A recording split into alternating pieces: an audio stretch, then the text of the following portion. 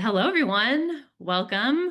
We are so excited that you're here. Thank you for joining us. I promise this session is going to take you places. I'm Marielle. I'm CEO and founder here at Pavilion, and I'm also a former public servant. And I have the pleasure of being your moderator. And forgive me in advance, but I couldn't resist, pun master, for today's conversation. We're here today to talk about two kinds of sharing that are really transforming public procurement: ride sharing and contract sharing. And when you put them together is when things really start moving. As you all know, Orange County recently awarded a contract to Uber that's transforming how their departments handle everything from employee travel and client transportation to catering. But here's what makes it so special. They didn't just keep it to themselves. Through the SoCal Procurement Alliance, which you'll hear about shortly, they built in shareable language so other agencies can ride along on that contract and also earn rebates when you do. So a few things, at least from my perspective, that make this contract pretty special. The first is the county is really bringing innovation to the public sector. Uber itself is redefining transportation and logistics for government, but instead of every agency running their own RFP, Orange County has paved the road, and now others can access this innovation in weeks and not years. The second thing is just the efficiency. So this contract saves money, it reduces fleet overhead, it centralizes spend tracking across departments. So it's kind of like carpooling, but for procurement, where everyone gets where they need to go faster and cheaper. And then the final piece is just collaboration aspect that really picks everyone up. Orange County didn't just solve their own problem, they created a model for Southern California and beyond. So when you use this contract, you earn rebates, and you're not just along for the ride, you're actually helping to drive the future of procurement innovation. Today, you're going to hear from the people who made this happen. Unfortunately, Maria Agrusa, the county procurement officer, is out sick with COVID, but generously, Juan Corral has stepped in. Juan and Janine from the Orange County team are here, Rima from Uber, and we're going to explore how your agency can get on board, both literally and figuratively. Before we jump in, a few quick housekeeping items. The first is this session is being recorded. We'll share the recording with you afterwards via email. And then we'd also love to hear from you as we have this conversation. Please feel free to introduce yourself in the chat and also submit questions via the Q&A feature, which is open during the presentation. Let's go ahead and get the show on the road. First off, I'd like to invite each panelist to introduce him or herself. Juan, let's kick it off with you, please. Thank you, Marielle.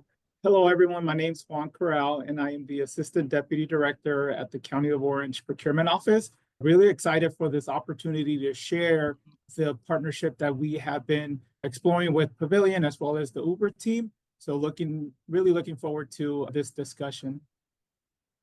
Awesome. We'll move on over to Janine. Hi, everyone. Janine Boutte. I'm a Senior Procurement Contract Manager here with the County of Orange with the County Procurement Office. Just echoing Juan's sentiments, I'm really excited to be here today to talk about the Uber contract and how it's really transforming all of the things that we're doing here with the county. Last but not least, Rima, take it away. Hi, everyone. Rima Zeta. I'm the Senior Account Executive on the Government Partnerships team with Uber for Government, Uber for Business. Really excited to be here as well. Really loved working with the Orange County procurement team on this. Really excited to talk about it as well, go through how it's all working. Awesome. And I'm Marielle. I'm a former public servant with the City and County of San Francisco and now CEO and founder here at Pavilion. And for those that haven't heard of Pavilion, we're a free online platform that connects public servants with suppliers that automatically meet your scope requirements as well as your agency's specific compliance requirements. Procurement teams use Pavilion for free to save time, get more strategic, and make purchasing decisions easier and more user-friendly for their departments. And our product is totally free for public agencies. It's been a pleasure getting to partner with the Orange County team. As an early partner, they've really shaped Pavilion's product and how we've grown to serve thousands of public agencies across the entire country today. We've been proud to support their leadership with the SoCal Procurement Alliance as they create a model for agency-to-agency collaboration in the region and beyond. Okay, so let's jump in. Orange County team, why did Orange County create this contract in the first place? Yeah, what we realized here at the county was that we had a lot of different fragmented processes for the various services that we were trying to provide, both for the county employees and also for the clients we serve. So whether it had to do with unreliable transportation that we were trying to provide for client services, or even in trying to coordinate a lot of the efforts, both on the employee travel side, even with respect to some of the fleet services challenges that we're having, it just became very apparent over the last couple of years that we really needed to take a big step forward to address some of these challenges and areas of opportunity, and really wanting to establish something that was going to streamline the process for us countywide, and also really turning to focus on the customer service aspect of it, which I think could get lost in translation along the way. So it was really a high priority for us, and just has been, I think, really exciting to see where we've come from the point of issuing the solicitation to now having awarded it and working closely with Uber and with Alliance members on trying to get the information out there. Awesome. So curious to really understand what the problems are that you're solving for your agency, your different departments, and also ultimately the residents of Orange County through this new contract. In other words, what are the real world applications, and how's this changing the department or the resident experience? Sure. So I think from a client services perspective, what we were finding is that with some of the established contractors or services that we already had in place, the rides themselves were sometimes unreliable. And it's really important for us from a community perspective and really wanting to serve our community members to make sure that they could arrive through reliable transportation to their appointments, to make sure that they were receiving the services that all of the various county departments have worked diligently to put in place to make sure that we are, serving our county residents. And we really just couldn't keep moving forward with some of the issues that we were experiencing in that sense, at least with respect to client transportation, right? Like if a family or even an individual needed to be able to make it from one appointment to the other, and it was critical to either their treatment plan or just even follow-up, wanting to make sure that we have reliable services in place for that. From the employee travel perspective, we were already utilizing Uber in a non-centralized kind of way, right? So whether we had county employees who were traveling for conferences and needing to make sure that they were getting from their hotel to the conference center or various appointments, right? Utilizing that, but again, in a non-centralized way in terms of being able to track receipts efficiently, track expenses, being able to use this established contract for those purposes has really made it all seamless through the business dashboard, both on the client services side and the employee travel side.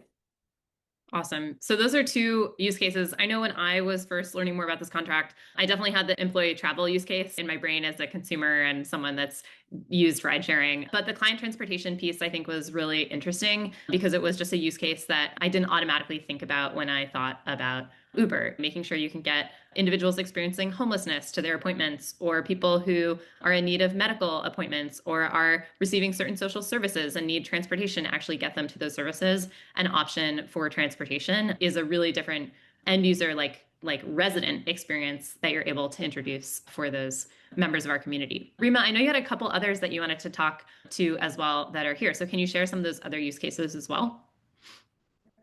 Sure, thank you.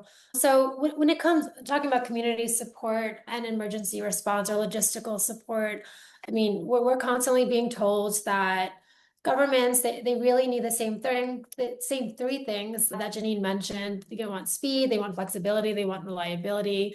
These disasters, disruptions, they really don't give us much warning, unfortunately. And agencies like normally rely on transportation fleets, these meal distribution networks, staffing, and sometimes that can become super strained and inaccessible. So this is where this contract comes into place and becomes really, really powerful for this type of need. With this contract, they can activate transportation or meal delivery almost instantly. So this is during floods and fires, extreme heat events, or any other type of emergency. You're able to move staff, your responders, your supplies, your residents. You don't have to stand up new infrastructure or coordinate large fleets. So everything really operates through the tool, the Uber for Business dashboard, as Janine mentioned, as well as the Uber app, which a lot of people know and love and use. And that makes the deployment really fast and intuitive. And I'm going to share two different examples. They're both along the lines of logistical support, and one also falls into the food delivery and meal coordination.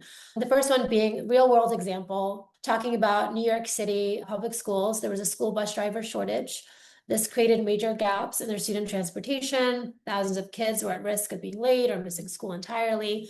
Students with disabilities were waiting hours for rides that never arrived. So everybody's really scrambling for alternatives here. Uber stepped in. We supplemented an existing route system.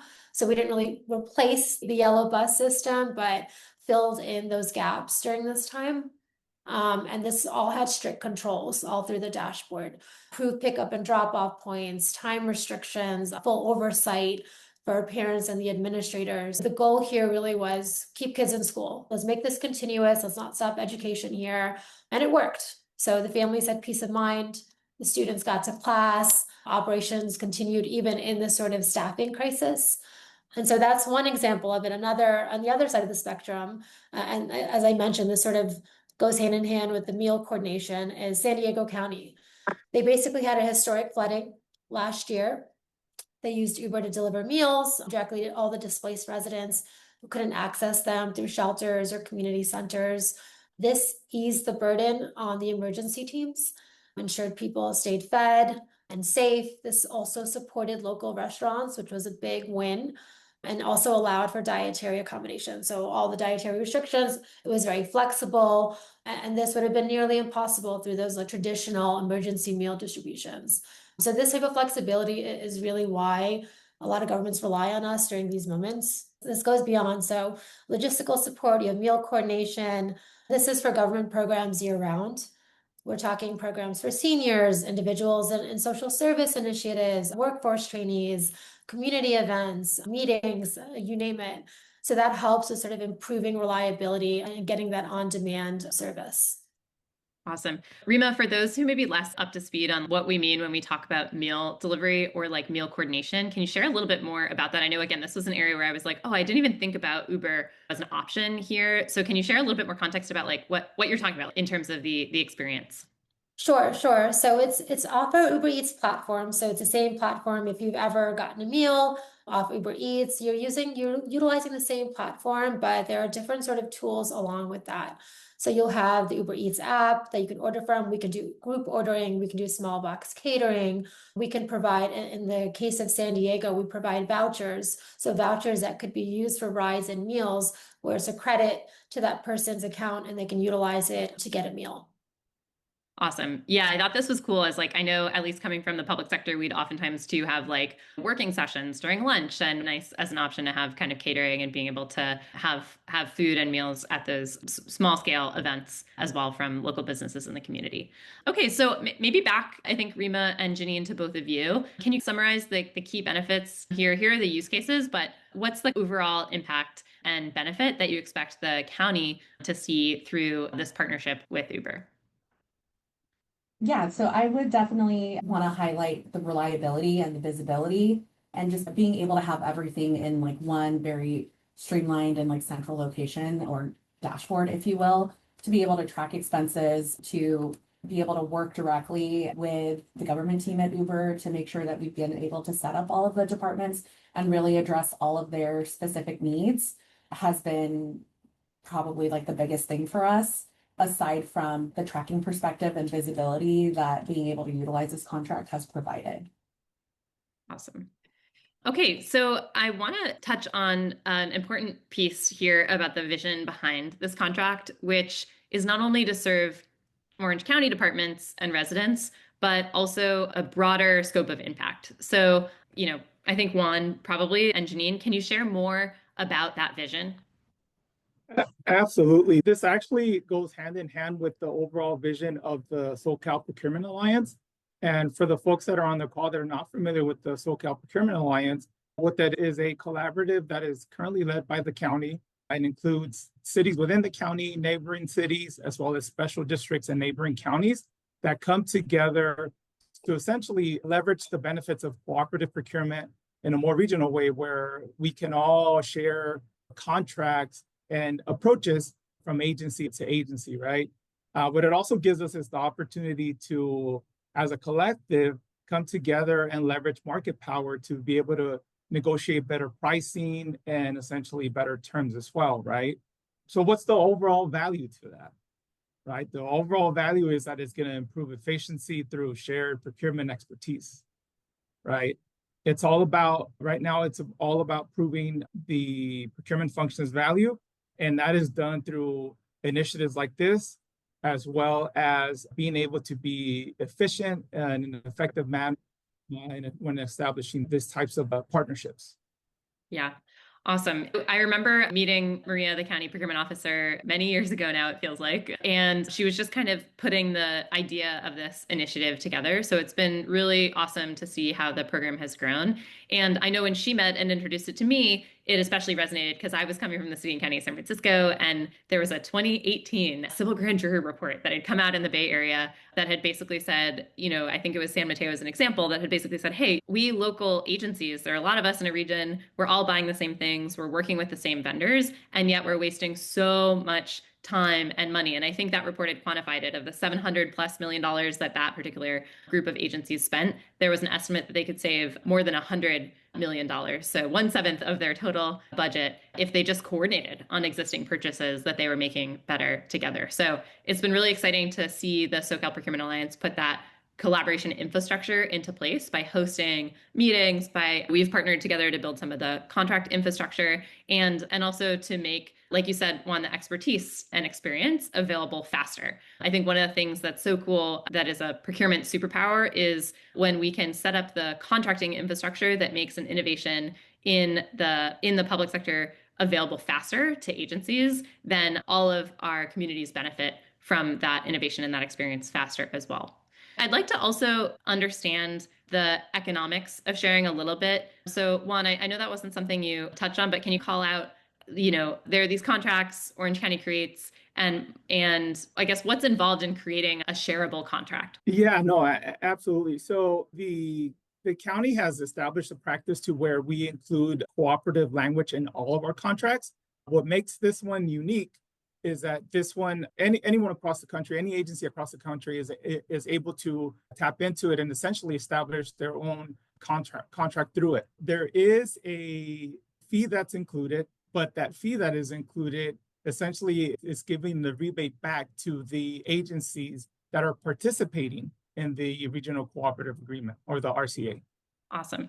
I want to double click into that in just a moment, but I think, I was looking at the chat and it looks like we have folks both from Orange County, from SoCal, from NorCal, but also from outside of not the Bay Area, the state of California as well. Janine, can you share a little bit more about who can actually use this contract? Yeah, so we piloted the client services aspect of the contract first. The healthcare agency from the County of Orange was our first agency to really jump on board. I just ran into their director of clinics, of public health clinics for one of our locations here in Santa Ana. And, we kind of were talking about that, and he had said, like, it's opportunities that like these that it just makes it so exciting to really just kind of like jump into. And as soon as he had found out that we had the contract, it was just something that he immediately wanted to like volunteer for those programs to be able to utilize. So we started with healthcare agency, rolling it out through client transportation. We've also worked with some of our other agencies / departments who do provide direct client services.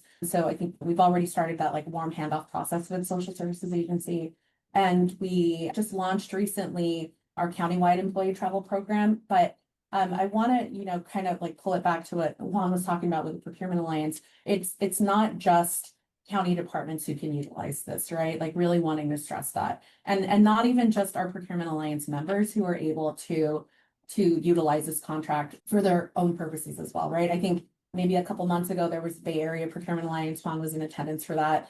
And, he came back with interest from the Bay Area Procurement Alliance members in that contract. And so, we started those conversations and, started the warm handoff process for that. So it's really been interesting to see like how quickly it really takes off, like once people understand what it is that they're able to achieve through this contract.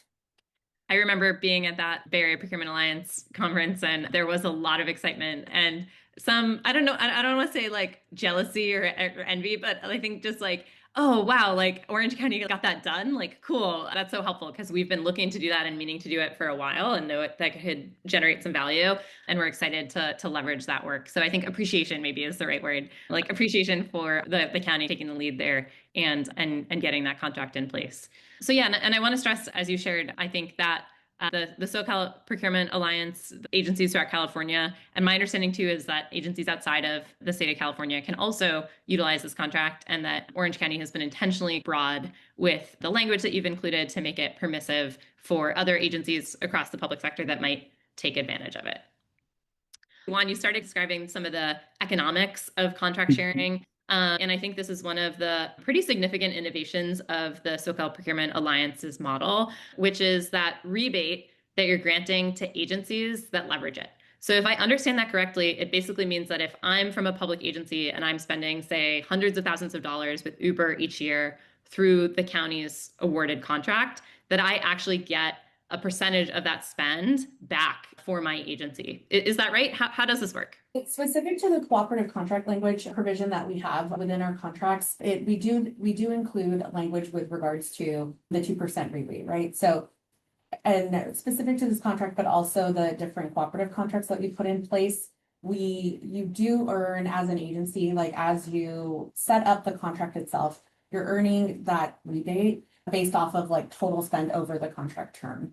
Specifically with this contract, right, for the County of Orange, with having this contract established, I think the biggest importance, the biggest thing for us with wanting to really like look into how that rebate language was going to impact at least the county going forward was that, we all know how difficult it can be to, and how much time of like, how many resources and time really goes into issuing the different solicitations, and how much effort really goes into it. And we know that there's national cooperative programs out there that we could easily piggyback off of if there was something already established, but wanting to look at it from like an economic perspective and how we're able to sort of like drive that revenue for the county as well. I think sometimes when we do some of the more traditional cooperative contract programs, we kind of lose some of that piece in it. And to, I think, recognize that need to kind of establish something that would set up other agencies going forward was pretty critical for us. I'll defer to Juan or Rima if there's anything that they want to add, like with respect to rebates as well. Just really quickly. So one of the things, so just to put it in plain English, right? How does the rebate works? It basically means that your agency is going to get money back, right? So that's one huge benefit. And how can that rebate be used? I mean, just some examples. You can use it for example, for your procurement initiatives, for training, for team development. And then the other benefit of those rebates is you can demonstrate the return on investment to your leadership, right? Some of the early feedback that we've received from our CEO has been that we're able to demonstrate value in a budget restrained environment, right? So right now, that is one key area that everything is being looked at in terms of value, right? Where is the value coming from in terms of everything that we do? Yeah, I think this part is really interesting because, again, just as someone who was working in the public sector and sort of doing like program work, it wasn't something that I really thought a lot about. But as we spend more time with procurement teams and serving procurement teams, it's something that's come up even more. And I do remember Maria, the county procurement officer, kind of in the early days of having this idea was like, hey, I have this aspiration and desire to create a world-class Orange County procurement team and to really have the means to professionalize even more, not just my Orange County team, but actually put that investment back into the SoCal Procurement Alliance. And so I know that Alliance has invested a lot in training opportunities, upskilling of the procurement professionals that are part of that group. And it's been part of the vision, is my understanding, to have way to generate funding to support those kinds of initiatives and reinvest them in creating that world-class procurement function across the Alliance members with the funds that are generated. So I think that's been really interesting. And I think one of the most innovative pieces here is we oftentimes see, just from a platform perspective at Pavilion, we oftentimes do see, whether it's a cooperative or a state agency, et cetera, building in some sort of administrative fee to the contracts. That's pretty standard when it comes to these cooperative contracting vehicles. But what we don't see, and what seems to be really special about the Orange County model, is an explicit portion of that total 2% fee that's being assessed from the vendor going back not just to the county who created the contract, but actually back to the piggybacking agency. So again, my read on the contract is, if I'm the city of Long Beach or San Mateo County and I'm actually leveraging this contract vehicle, both Orange County, who created the contract, and San Mateo, who's piggybacking on the contract, get a percentage of that rebate back. back, which is truly unique and exciting, I think, for a lot of agencies, as you mentioned, Juan, in a budget constrained environment. So thanks for sharing that. Okay, I want to shift over and actually pepper Rima with some questions, because I think we've talked a lot about the benefits to the agencies, to our various departments, to the residents that we're trying to serve. But what about the benefits of this kind of contract to Uber? What is Uber hoping to achieve and get out of participating in this kind of contract? Thank you, Mariel. So just as a public sector business, Uber initially started with the federal government. And so with the federal government and sort of working there through employee travel, through business travel, we saw a lot of impact.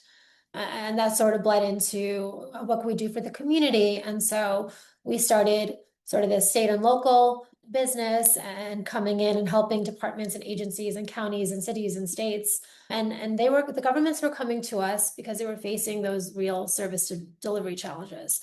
So whether it was, getting your workforce around, or, the vulnerable residents or community support, those are the challenges that they were facing. And so this contract really streamlines the partnership process on our end. So if you know Orange County Procurement, they've done their vetting, and together we really have this robust contract vehicle. So instead of navigating these lengthy one-off procurements every time an entity wants to work with us, that can consume so much significant time. It takes resources, it's a lot of money. And this contract creates that faster and more efficient path for both sides. So that helps us really focus on onboarding and what really matters most. So it's helping the workforce, it's helping the community. So we're helping deliver those essential services rather quickly. And then there's an added benefit of earning money back through the rebate for our partners. Yeah, we get a lot of questions from agencies that sometimes have concerns about like fees that might be imposed in contracts, or like the rationale or concern from the vendor perspective of like, oh man, like the vendors are going to hate this. So I do think, Rima, it's really helpful to hear from the business's perspective that the trade-off of actually going through a new solicitation process, participating in RFP or bid, which is oftentimes the default way of going to market with public agencies, is actually so much more expensive than paying a small fee that every time you utilize that contract to create a new partnership. I have a lot of empathy from that, having served businesses on our platform and kind of seeing them struggle with the tens of thousands of dollars in administrative time that it takes to submit bids and to work on those partnerships. But it is super helpful to just kind of hear that from your perspective and how the unit economics play out for Uber as a business. Let's just talk about kind of high level, how can agencies that might want to participate just get started? So I think this is over to Janine and Rima, like what comes next? Yeah, so what we've been doing, at least countywide with some of the departments, is asking everyone to reach out directly to myself and then one of my partners here at County Procurement Office. And then we essentially establish that warm handoff to the Uber team, so both Rima and Tamika. The timeline that it takes to actually stand up those programs, it usually is it can take a couple of weeks, right? We do that initial warm handoff to really talk through like the logistics of what the different departments or neighboring agencies or government agencies are looking for.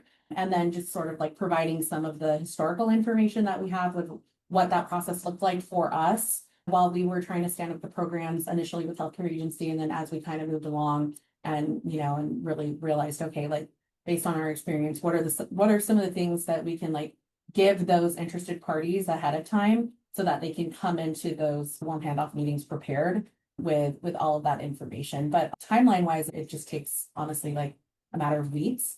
But yeah, I'll turn it over to Rima if there's anything else that she wants to share on that. Yeah, but we just have a slide up here just to kind of show you what that timeline looks like and how sort of we get started on our end. So when we get that warm handoff from OC procurement and agencies decide to move forward, we keep the process really simple. So we walk through setup step by step. We establish your account structure, get your administrators trained. We help with policy configuration. We support all the communication planning.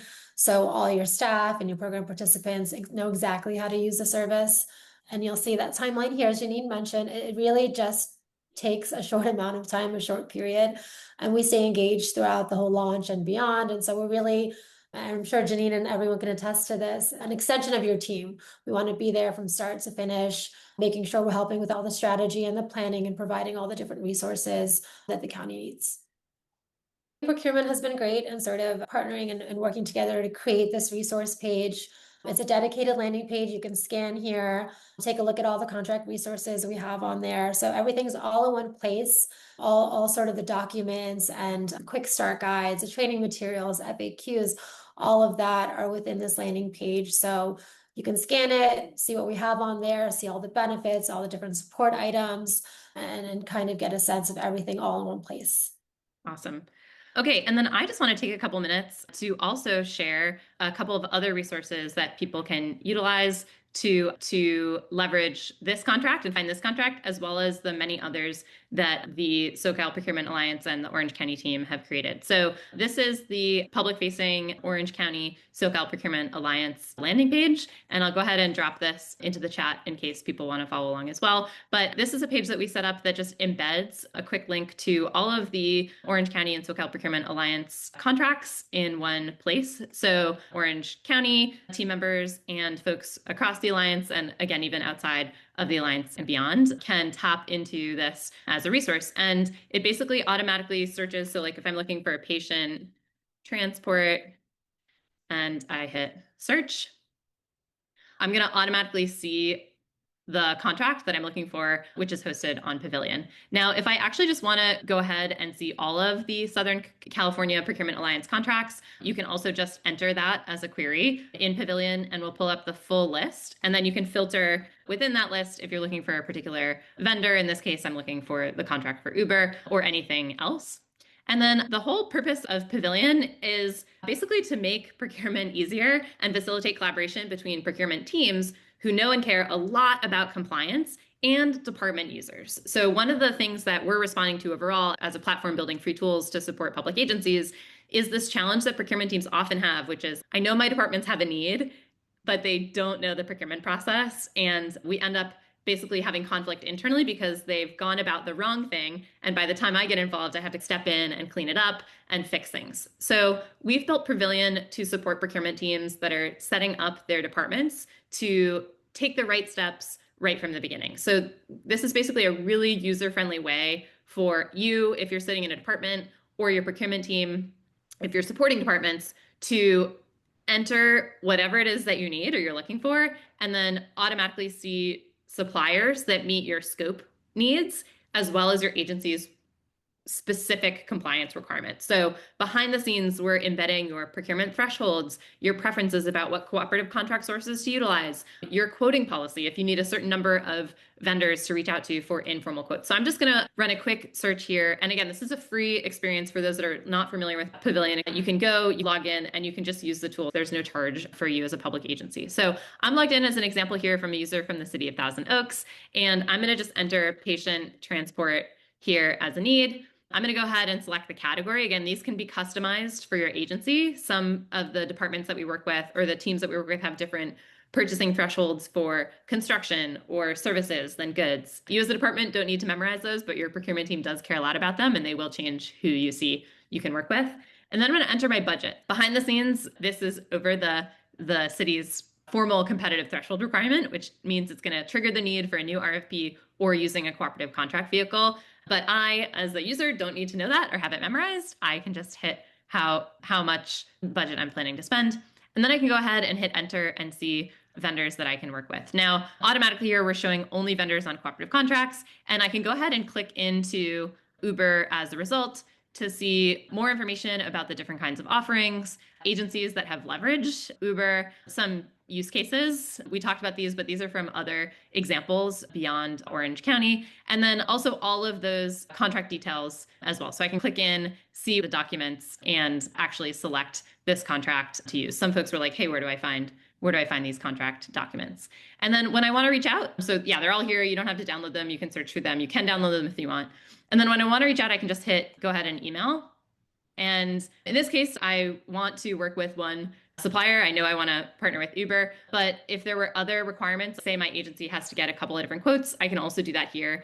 And this is basically going to trigger a note to the right point of contact on the Uber team for you. And if there were other suppliers that you were reaching out to compare, it would trigger one of the same messages one-on-one to each of those suppliers without you having to copy paste a bunch of different emails. So I'm going to go ahead and hit submit here really quickly, send the email, send the email. And again, this is going out from my email inbox, and I'm going to be able to follow along. So if my department did this as a procurement team, even though the back and forth is happening still in email, I can see all of the messages here. So when it's time to say, hey, we want to move forward, I have a record of all the back and forth, and I can actually export that and download it when I'm ready to submit my requisition in a paper trail here as well. Then if I have specific tasks related to using a purchasing process, here you can see, I've received the quotes back from the vendors that I reached out to. I'm selecting Uber, and here are the specific steps that my agency wants me to take to make sure that this purchase stays on track. And then a final thing, you can see all requests coming from across the agency in one place as well. So all the different departments that might be searching and running processes. So you as a procurement team can also jump in and support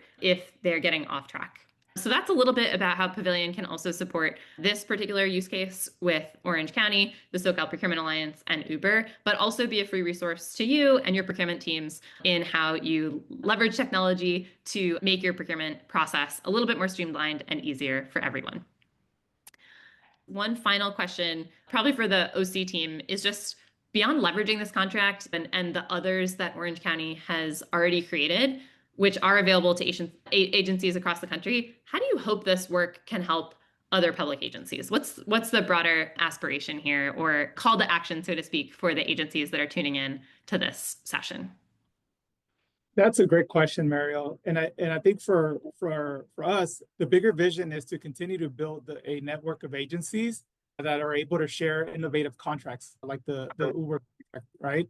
We're currently taking the lead on modeling this out, but we also hope that this will lead other agencies to follow that as an example.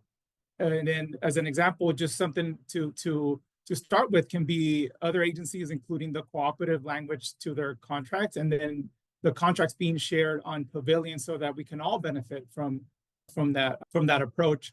The other thing that can also help with this is we currently have other contracts that we're working on that are innovative and that we'll be sharing very soon. So stay tuned for that. An example of this is a Canva contract. So look for that to be shared, like I mentioned, very soon. But overall, the compounding effect is when agencies share, everyone wins faster, right? And it's a win-win proposition, right? Because the agencies win, but also the community wins, right? Because of the services that are being provided, faster, more efficient. So it's a win-win situation for all that are involved. Yeah, so exciting. I do feel like the ability to transmit innovation quickly across the ecosystem, the ability to share in the benefits when those bets, those new innovative solutions pay off and are valuable to our communities across the country with the revenue sharing and rebate program, like you said, just has a compounding effect. So super, super exciting.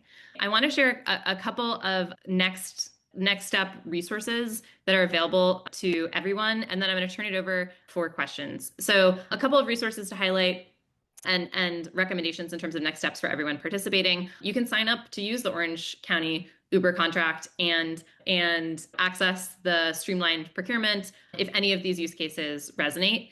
And then, as Juan suggested, there are a couple things you can do to participate in this model with your agency as well, like adding shareable language by default to your own contracts. We make it really easy to share those contracts on Pavilion. We integrate with e-procurement tools and systems. And the benefit there is helping your own users find your own contracts that you've already awarded, so they're not going out when they should actually be using a contract vehicle that your team has already put into place, but also making your work available to other agencies to support. Okay, and then you can also get the latest on some of the free tools that are available for public agencies with your departments. We're having a purchasing power hour next week before the holiday for those that would like to join. That's an opportunity to get a tour of some of the products and the latest and greatest features on Pavilion. Orange County has helped to shape a lot of those new features that make procurement available. And you can also customize the experience for your own agency too. So I'll share some of those resources in the chat in just a moment. Now I'd like to open up for Q&A. I saw a few questions come through as we were running the chat. It looks like, let's see. Okay, it looks like there's still questions about finding the right solicitation and contract documents for review. And then let's see, it looks like also SLA and wait times as well, if those are kind of built in to the contract. So maybe we'll handle the SLA one first, and then we can kind of cover the wait times. Or sorry, then we can cover the contract documents. Sure, sounds good. So on the Uber side, I think it really depends on what type of program we're looking at here. There's different car types, different SLAs, just on the different, as I mentioned, types of whatever program you're utilizing, whatever product you're utilizing. So I think that all differs. As for what this program also brings, a big benefit is that there is we have premium support specialists that are attached to this as well. So there's a VIP support that comes along with this for your administrators, for your riders, for your community members. So you have a direct line of support available 24/7. Someone that you also have in-app support and a bunch of different safety features. So I think there's a really big benefit into having this, in that you don't have to worry about being burdened by any of those support questions, or this happened in the Uber, or I lost this, or something happened with my ride. You have someone who's dedicated to your entity and who's going to be with you as a direct line. Awesome. And then I know there were some questions about like use cases as well. And I know Uber Eats is one of those. What does that program kind of look like? How quickly can an agency like stand it up? And then some lessons learned as well. Like what have been some of the biggest challenges or takeaways for agencies that are implementing some of these different use cases? So I think that's over to Rima and Janine. Sure. So I can sort of take over the implementation, the timeline, as well as the Eats process. So pretty much all programs we can stand up rather quickly, as Janine mentioned. I think that on the Uber side, we are able to set up a dashboard, set up your employees rather quickly. So it's just a matter of, and this also comes into sort of the lessons learned here as well. A clear scope really makes everything faster. So if you're precise about your mobility or your meal delivery, any of those needs up front, and sort of what you're looking at in terms of volume ranges, your program types, your expected users, and all of that, I think that makes the process a lot quicker. And we can sort of go in, get all that set up and get you sort of up and running. Awesome. Okay, and then I think there was a request to, it looks like the link to the documents covers the RCA, the final amendment, but not the solicitation. So that's a good point, and I think we can work with the county team to make sure that we add the original solicitation as well. We have it on file.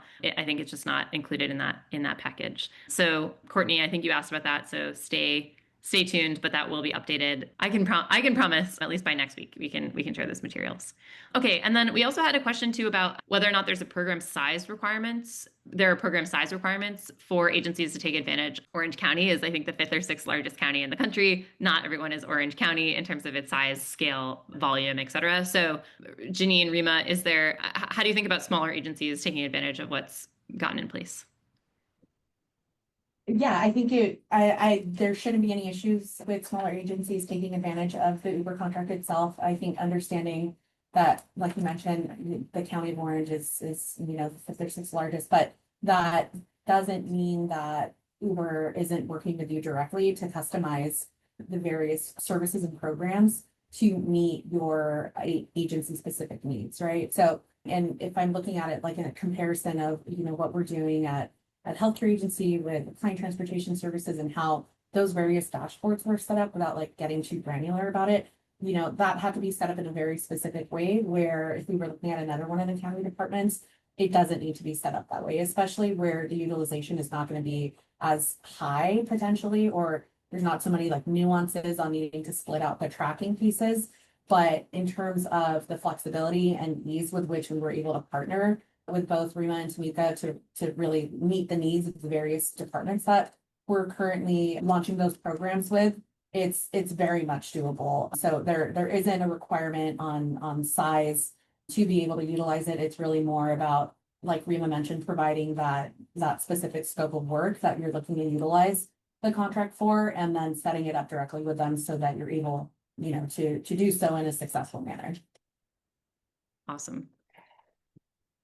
And just echoing on what Janine said, so we were, Orange County is one of the largest counties, but every agency is a different size as well. So all the agencies, some have hundreds of people that they're servicing, some have a couple. And so we are okay with working with pretty much any size program requirement.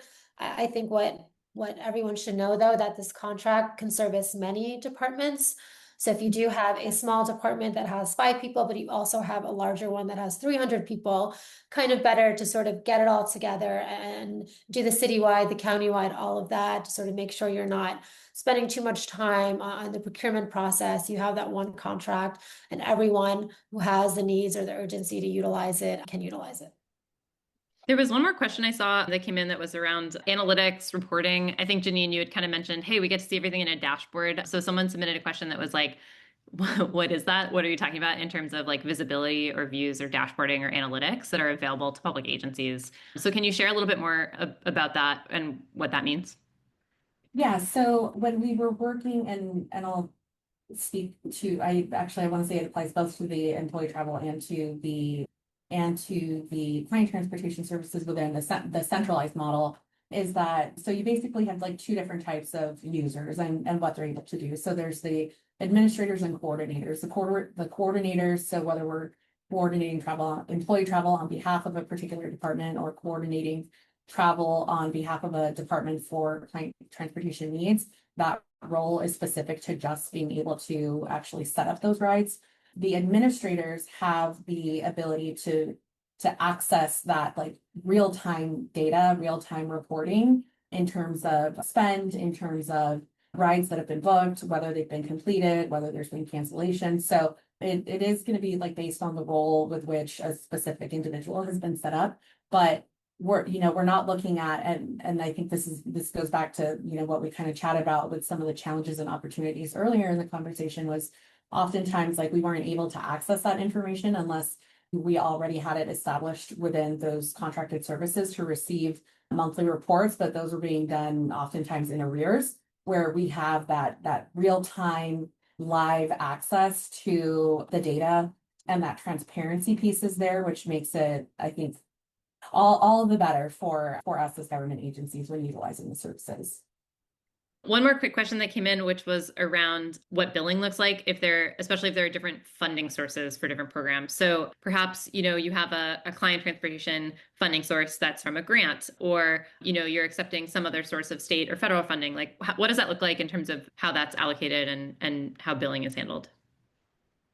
So the billing piece itself, the way that we've set it up, at least within the county, to utilize this contract is that so the departments do not have to issue their own subordinate contract. Everything has been set up to just be used directly off of this particular regional cooperative agreement through this Uber contract. So everything is set up via CalCard, right? So the dashboards, they're linked to the CalCards. Employee travel for the individual travelers who have their travel cards or travel CalCards, their business profiles are linked to those pieces. I think everyone's probably like requisition process is going to look a little bit different. And that is, I think, where we're looking at the specific like nuances of the coding to code to specific grant funds, or whether it's net county costs or general fund, whatever that's going to look like, right? That's happening more internally on our end. I will note, though, that there are prompts that you can work with the Uber team to set up within the different dashboards. So from like an employee travel piece, if I'm going to schedule a ride, right, and I'm in my specific business profile, there's different prompts where, yeah, you have to confirm that this is specific for county business, but also you can really customize any additional prompts or sort of unit coding as you see fit with the Uber team. So, and they showed us a couple of different examples. I think ultimately, because there's so many users countywide, it wasn't necessarily going to be to our benefit to really drill down so specifically. But I think based on the size of your agency, you do have the flexibility to add those components in to really make it, I think, as easily readable when you're pulling the metrics and pulling the reports. Awesome. Well, I know we're at time for the hour, and I'm sure folks have other things to run off to. So I just want to thank all of our panelists for joining the conversation today. It's awesome to see this new contract in place driving innovation in the public sector forward. And then also want to thank everyone who joined the conversation and took an hour out of what I'm sure are really busy days to learn more about this program and how you can participate. Thank you all so much, and have a happy holiday season ahead. Thank you, everyone. Thank you, everyone. All right, thanks, everyone.